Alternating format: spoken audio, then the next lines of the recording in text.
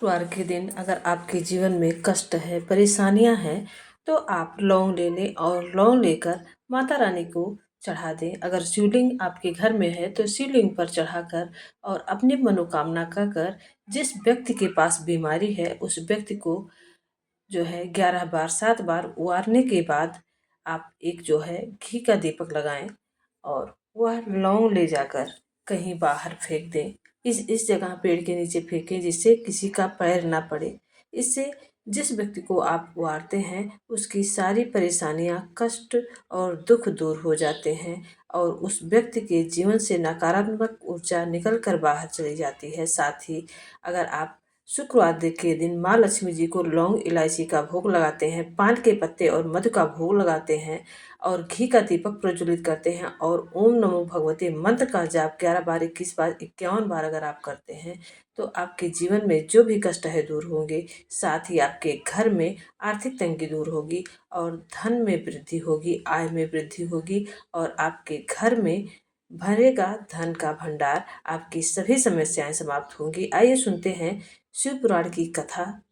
श्री शिवाय नमः। जब हम भोजन भंडारे कक्ष को देखने गए थे तो कह रही थी गुरुजी कैंसर हो गया था, अब बाबा ने अच्छा रख दिया है।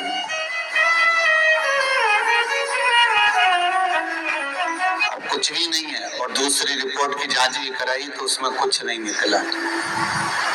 अर्थात आपका विश्वास तो है ना भगवान में, और अगर उस परमात्मा पर भरोसा है, उस परमात्मा पर विश्वास है तो बाल माँ का नहीं हो सकता।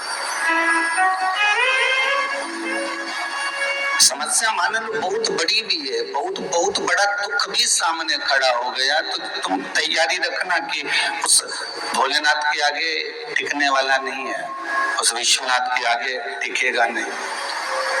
आपका जो विल पावर है वो मजबूत होना चाहिए। दुख आता ही क्यों है? दुख आने का कारण क्या है? किस लिए आया? दुख आता ही इसलिए है कि आप संभलो।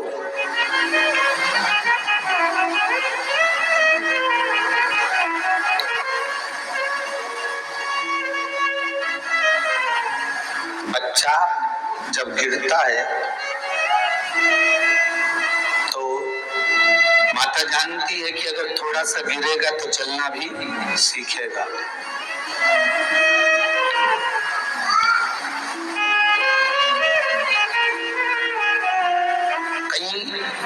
एकांत में अगर बच्चा चलता है और गिरता है तो संभल जाता है, पर अगर उसके मम्मी पापा के सामने अगर बच्चा गिरता है तो रोता है।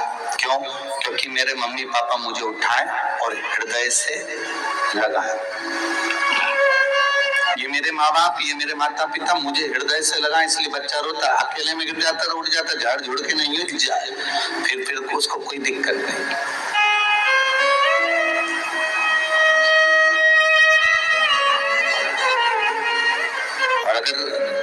अकेले में गिरा है तो कोई दिक्कत ही नहीं, पर माता पिता के सामने, भाई बंधु के सामने, ताऊ ताई के सामने, चाचा चाची के सामने, नाना नानी के सामने, दादा दादी के सामने अगर वो बच्चा गिरता है तो उसकी आशा ये रहती है कि मुझे ये उठाए, तो रोने लगता है, आंखों से आंसू निकलता है और बार बार उस जगह को देख कर रोएगा जिससे उसके ऊपर कोई फूंक मारे, उस पर कोई हाथ लगाए, उसको कोई झाड़े, प्रेम करे, स्नेह करे, गोदी में बिठाए, लाड लड़ाए। तो उसी तरह भगवान दुख क्यों देता है? भगवान भी चाहता है कि मैं इसका पिता हूं, मैं इसका बुजुर्ग हूं, ये मेरे पास में आए और मुझसे कहे और मैं इसको फिर गोदी में बिठाऊं, मैं इसको अपने पास रखूं, मैं अपने करीब में इसको रखूं, इसको फिर मैं दूर ना जाने दूं, अपने करीब में रखकर, अपने पास में रखकर इसके जीवन की मैं सार्थकता को सिद्ध करूं।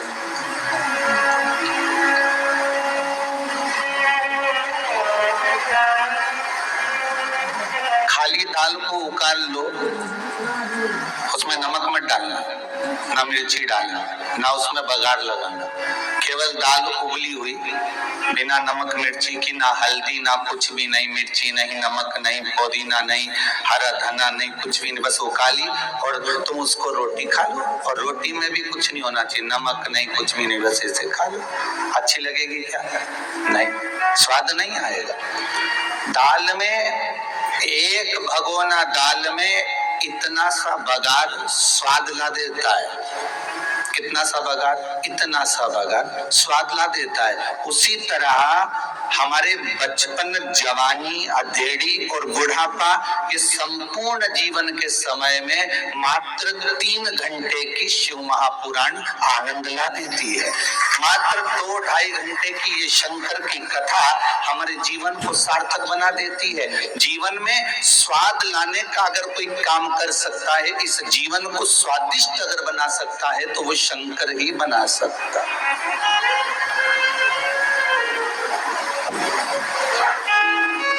तुम राम को भजो तो राम को भज लो, तुम कृष्ण को भजो तो कृष्ण को भज लो, तुम शंकर को भजो तो शंकर को भज लो। ना राम अलग है, ना कृष्ण अलग है, ना शिव अलग है, तीनों एक है। ब्रह्मा विष्णु सदा शिव जानत। गुरु जी द्वारा बताए गए उपाय में अर्थात जो बुद्धि से विहीन है वो भेद समझेंगे कि ये ब्रह्मा अलग है, विष्णु अलग है, ये शंकर अलग है। पर अगर कोई बुद्धि से प्रबल है तो समझ जाएगा ये तीनों एक।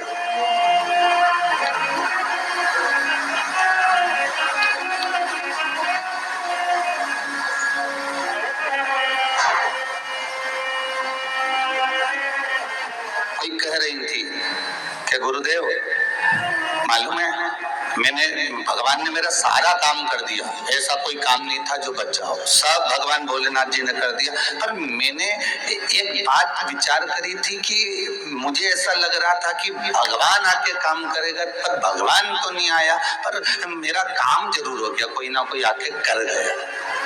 ठीक है, आपको एक कथा में कहा था कि भगवान आएगा तुम्हारे सामने? नहीं आएगा। अगर शंकर जटा धर कर आ जाए, गले में मनाक पहन कर आ जाए, जटा जूट बांध कर आ जाए और खूब बढ़िया त्रिशूल और डमरू लेकर और तुम्हारी गलियों में घूमता हुआ शोर मचाता मचाता आ जाए, तो तुम उससे क्या पहचानोगे?